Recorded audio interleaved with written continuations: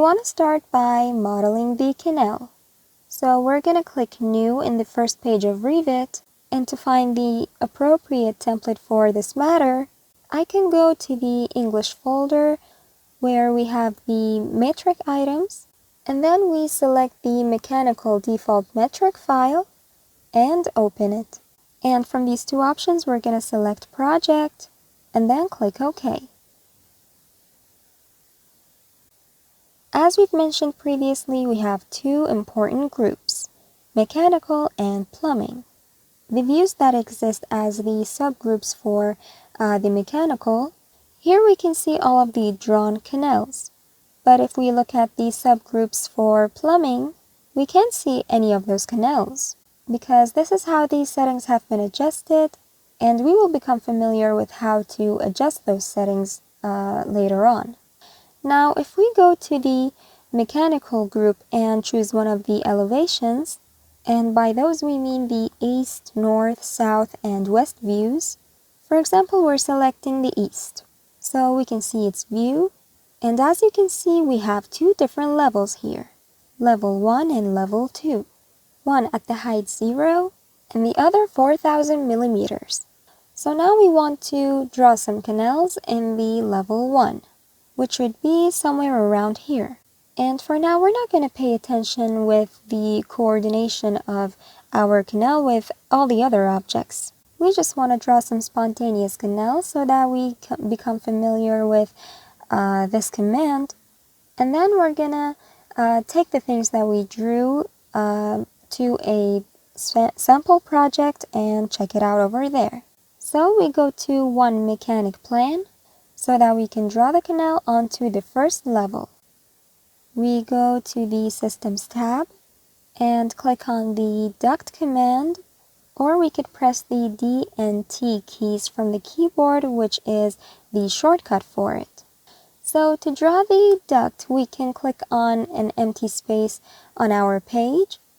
We can also zoom in a little bit, and we're going to give it a little bit of angle in the second click, and now the third one, and the fourth click.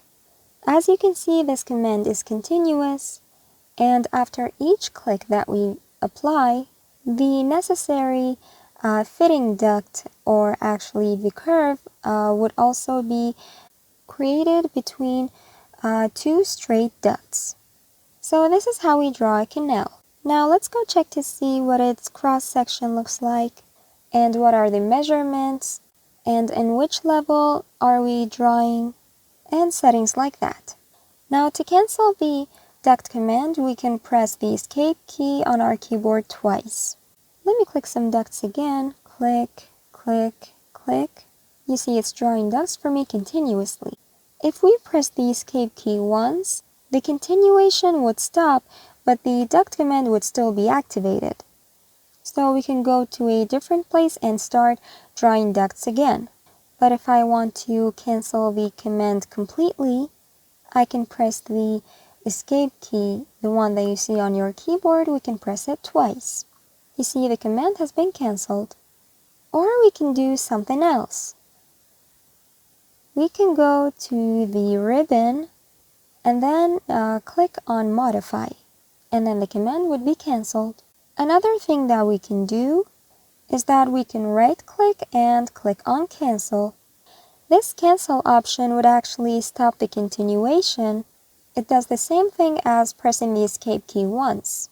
But if we right-click and click on Cancel again, the entire command would be canceled. So we had three different options: using the escape key, using Modify, and right-click and cancel. Now I want to delete all of these ducts that I just drew so that we can talk about some other things. We can select the drawn items by clicking and dragging. If we click on the left side and then drag our mouse, each item that would go completely under that box would be selected.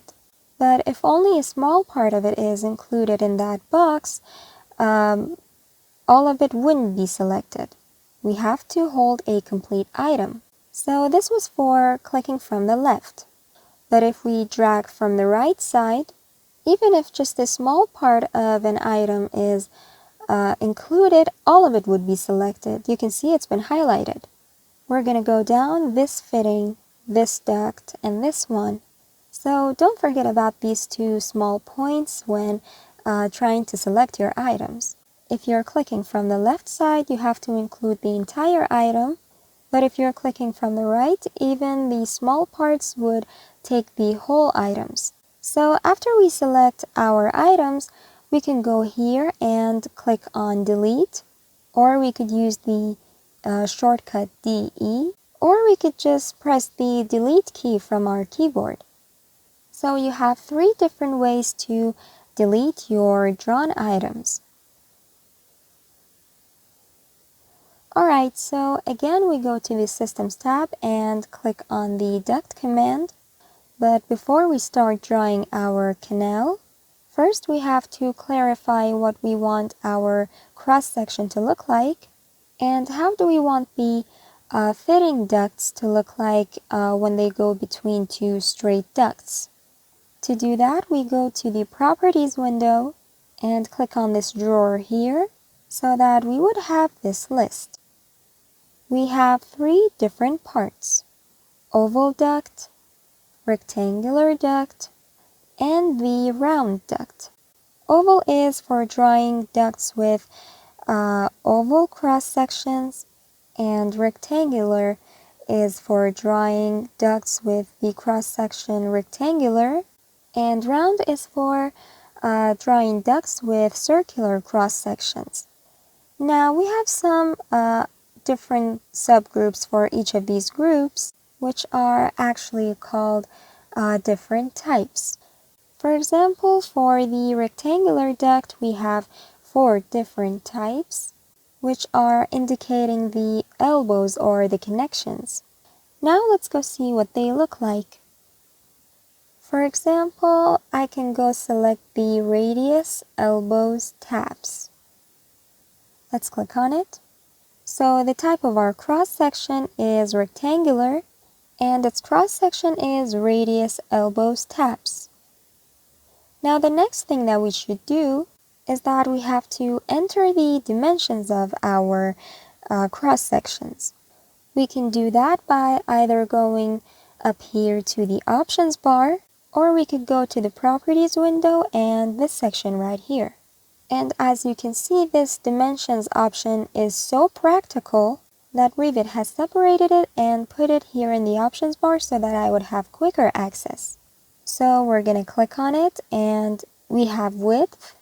And for example, we're going to enter number 1000. And remember that our unit is millimeter right here. Later I'm going to show you where you can check to see what your unit is. Okay, so I'm going to drag the mouse pointer out so that the number would be applied. And now I'm going to put it in height and click so that we can enter a number for the height of our duct. So we're going to type in 800 millimeters and drag the mouse pointer out again.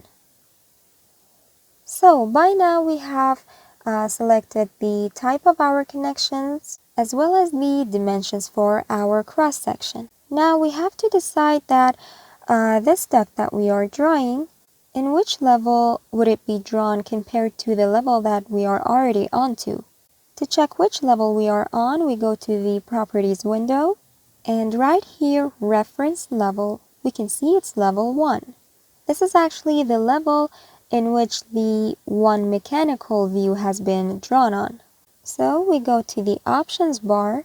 Here the middle elevation would actually be the height of the center of our cross section compared to the surface of the level, and we have to determine that. In other words, the height of the center of the cross section compared to the reference level. It's 2750 millimeters. But for example, we're going to enter 3000 so that it would be drawn 3 meters high. Now we're going to click and zoom in a little and move the mouse and click again. For the continuation of the canal, we can determine the facing of the ducts by moving our pointer, as in we can give it an angle, And this angle could be from 0 to 90 degrees. And as for the height, we can either guess it using our eyes, or we could just enter the number that we want from our keyboard. I'm just going to enter the number without clicking anywhere. 5,000. Now I press enter, and as you can see, it just drew the duct for me. And now from the axis of the cross section up to this point, it's 5 meters long. Now again, to continue our work, we're gonna determine the angle by moving our mouse around. And I'm just gonna use the numbers that I see, 6 meters, and then click. Now we go to the right, and this way we can continue drawing our canal with the height 3 meters. Now let me press the escape key once so that the continuation would stop, but we still need the command to be activated. 1,800. And the duct command is still on. Now we want to add some branches to this piece of duct that we have drawn. We're gonna click and click again. Now we press the escape key once. So to draw branches, we can either click on this central line of the duct and then escape, or here on the outer edge of this side, we can click and press the escape key again, or we can go to this side and click again. It really makes no difference. No matter where I click, these branches would be drawn for me. So I'm gonna click escape again so that the duct command would be cancelled. And now drag the whole thing so that it would be selected, and then press delete. Remember to learn the duct shortcut right here. It's DT. You go to your keyboard and press the D and T keys. Now we want to know what this radius elbows tabs means. Let's draw a piece of duct. Click, click, and click, and escape. This little connection right here, which is also called an elbow, it has a circular round shape. It's like a curve. We call this in Revit a radius elbow. So now you know why it's called like that. So now you know what this radius elbow is. So we're going to have this radius elbow wherever we need a connection. Now we want to draw a branch. Let's make our dimensions a little smaller. We're going to enter 500 and 500 again. Now we're going to go here, and we said it's no different if we click here or here or here. So I'm going to click and move the mouse around and click again and escape. So now this branch has been drawn. I think we could see it better if we view it in 3D. Let's go to the quick access toolbar and click on default 3D view so that we can view our drawing in 3D. Now we can hold the shift key and then click the scroller, and at the same time move this around so that I can rotate the drawing. Now I'm gonna roll the scroller upwards so that it would zoom in for me with the pointer as my center. Downwards is zoom out and upwards is zoom in. So we can see the type of our branch. You can see that its form is kind of like it's been stuffed into the duct. Or we could say that the branch looks direct. As in, from this height of the duct, a small part has been cut and this has gotten out from that part. We go to the View tab, and if we click on Tile Views, then these two tabs that you can see are open right next to each other, we would then be able to see them both in a single view. You know what tile means, right? So we click the Tile Views, and now my drawing area has been split into two, and in one part of it I can see the 3D view, and in the other I can see my plan. It's the floor plan that we drew. So for the connection type, as we said, we have this stuffed-like shape or what we call a direct branch. In Revit, we call that a tap. What was the type of our duct when we click on it so that it would be selected? In the Properties window, it also tells me its type. It's radius, elbows, taps, meaning that if an elbow should be added for me, it would look like this. And if I am going to add a branch, it would be in tap. Again, I can go to the View tab and click on Tab View so that each window would occupy an entire page for it. And then I can see each view by going into its tab. In the Systems tab and the Duct command, we are going to open this drawer and select Radius, Elbows, Tees. We just want to see what other types of connections do we have. And now for the dimensions, like the one before, we put 1000 and 800. And can you see how it's showing me the direction by dash lines? It would be helpful if I need them while drawing. So I'm going to click and move the mouse horizontally and click again. And now drag it vertically. And as you can see, it's also showing me the direction by dash lines again. I'm going to click again and escape once. So this is that radius elbow. Now we want to add a branch. We're going to click and click again. And now escape. As you can see, it just created a triode. You can see that it has split my duct into two parts with a fitting right here. Now if I view this in 3D, it would look like this. The triode, which here we call a T, we can see that in this branch. So if we use the radius, elbows, taps, the branch would look like a tap. And if I use radius, elbows, tees, the branch would get a triode shape. Let's go to the other type.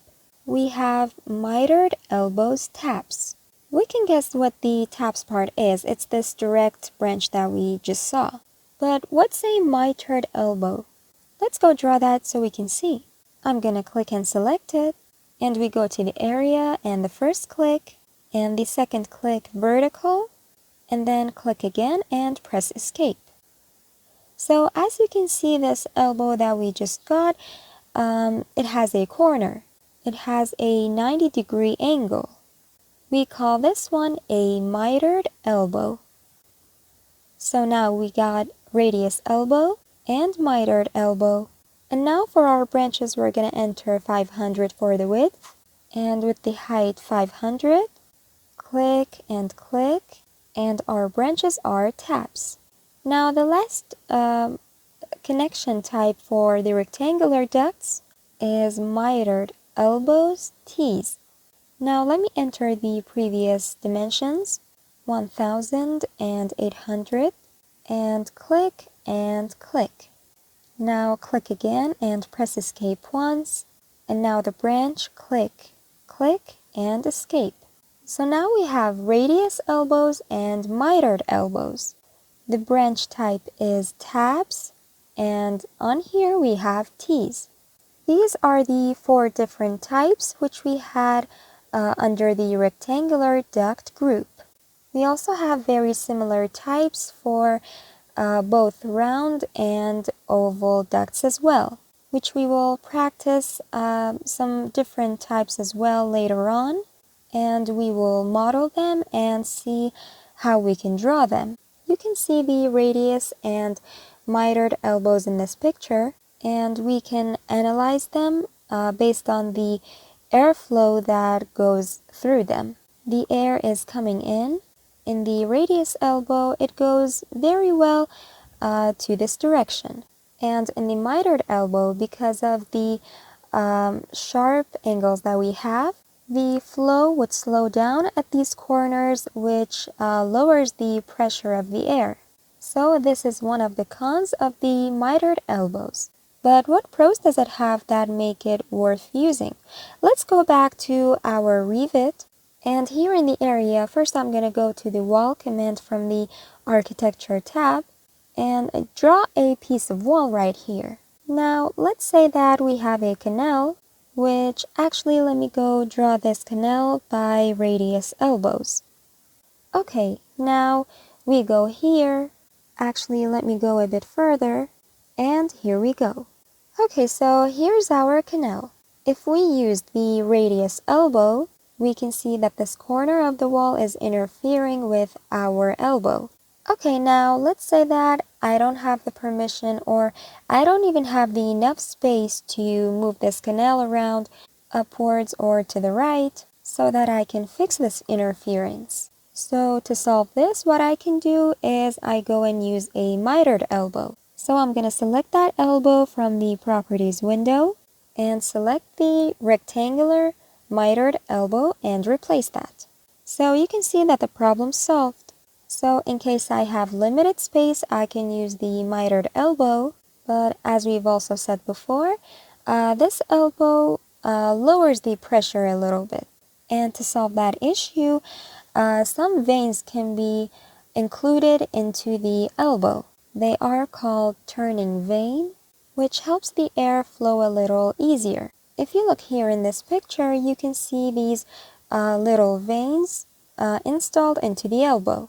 And we can see the airflow by these blue dash lines. So this means that the airflow wouldn't get stuck here in these sharp corners. So the air would flow in this direction that you can see. Saying all of the points about drawing canals, let's talk a little bit about the drawing units for the canals. Now to adjust those units in the project, we can go to the Manage tab and then click on Project Units, or we could just use its shortcut, which is UN. Now in the window that pops up, here in the Discipline section, the items have been grouped. We have a common option, which includes some general parameters, things like the length unit. If I click on the box in front of it, another window would pop up for me where I can adjust those units over there. We're going to go to Units, which is on millimeter right now, and in rounding the number of decimals, and in the unit symbol, I can choose a symbol so that it would be shown as the unit. Okay, now we go here to the HVAC part, and then we find the duct size. Now, if I click right here, it tells me that my canals are being drawn with the unit millimeter, and they have no decimal places, and I also have no symbols. Now I'm going to change this to inches. It's possible that in some projects your units would need to be inch. And I'm going to have 2 decimal places, and for the unit symbol, I'm going to select in, which is short for inch. Now we're clicking OK. Now if I go to the Systems tab and click on the Duct command, in the options bar I can see that both the width and the heights are shown in inch. I can also see this IN, short for inch. Now I'm going to press the escape key to cancel the duct command. And now if I click on any of the ducts, I can see that their units have been converted to inch. The duct's dimensions were 1,800, and they've been multiplied by 25.4 and converted to inch. What I mean is that if I go here and divide 1,000 by 25.4, I will get the number 39.37. And the same thing for height as well. So now I know that the unit of the canals I drew was millimeter. If I press the UN shortcut again, and then go to HVAC and find the duct size and open it and change the unit back to millimeter. And I don't want no decimals, but I still want the millimeter symbol. And clicking OK and OK. Now if I press DT for the duct command, here I can see the symbol of the unit next to the number that I've entered.